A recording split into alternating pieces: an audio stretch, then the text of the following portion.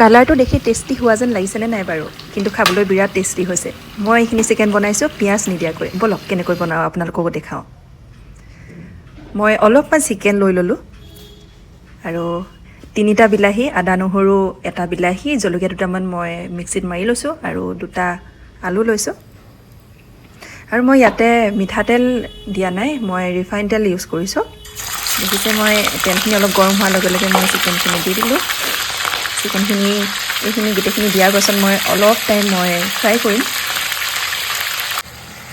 অলপ time fry কৰাৰ পিছত মই বিলাহীকেইটা দি দিলোঁ। বিলাহীটো এনেকৈ ফালি ফালি দি দিব আৰু লগে লগে নিমখ অলপ দি দিব।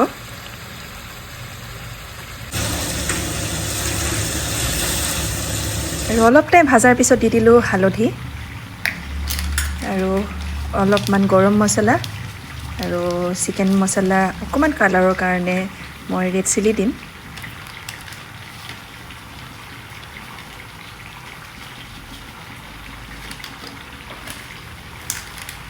আৰু অলপ ধনিয়া।